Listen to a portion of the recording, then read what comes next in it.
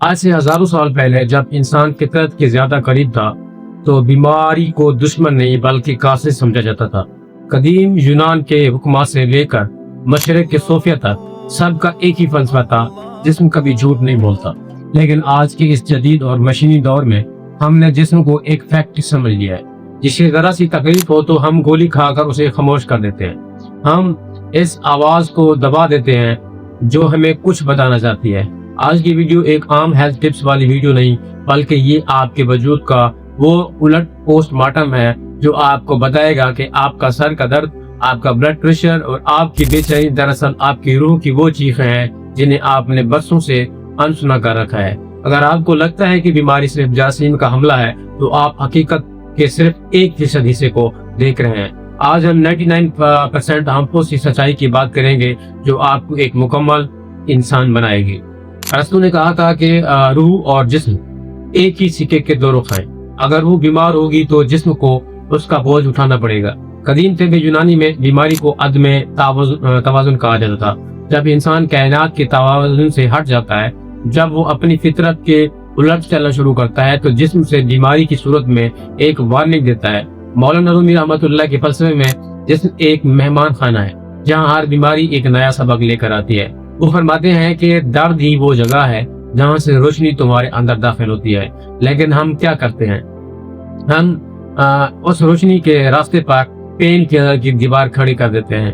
ہم علامات کا علاج کرتے ہیں، وجہ کا نہیں۔ اگر آپ کا معدہ خراب ہے تو شاید مسئلہ کھانے میں نہیں بلکہ اس غصے یا خوف میں ہے جسے آپ نے برسوں سے ہضم نہیں کیا۔ اگر آپ کا دل کمزور ہو رہا ہے تو شاید یہ اس محبت کی کمی ہے جو آپ نے خود کو نہیں دی۔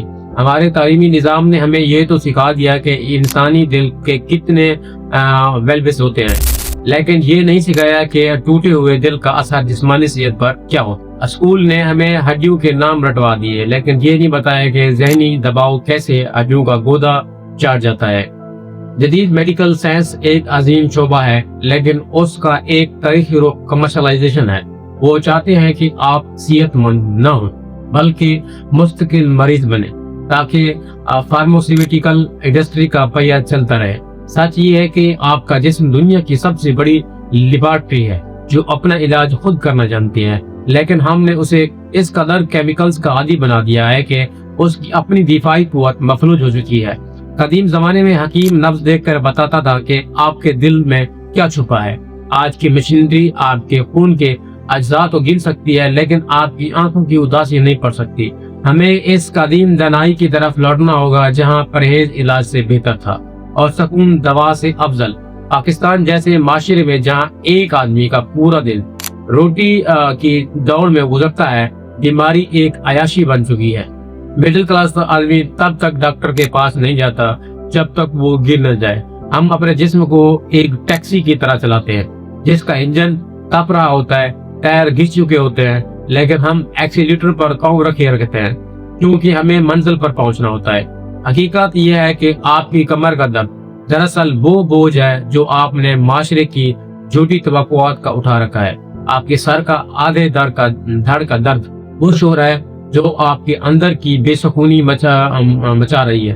ہم اپنے صحت کو اس لیے داؤ پر لگاتے ہیں کہ پیسے کما سکیں اور پھر وہی پیسہ ان ہسپتالوں کو دے دیتے ہیں جو ہمیں وہ صحت واپس نہیں کر پاتے۔ یہ ایک لامتناہی چکر ہے جس کا انجام صرف پچھتاوا ہے۔ تو حل کیا ہے؟ کیا ہم دوائی چھوڑ دیں؟ نہیں، حل یہ ہے کہ ہم اپنے جسم کی زبان سیکھیں۔ جب آپ کو درد ہو رہا ہو تو گولی کھانے سے پہلے 5 منٹ خاموشی سے بیٹھ کر اپنے آپ سے پوچھیں، اے میرے وجود، تو مجھ سے کیا چاہتا ہے؟ میں کہاں غلطی کر رہا ہوں؟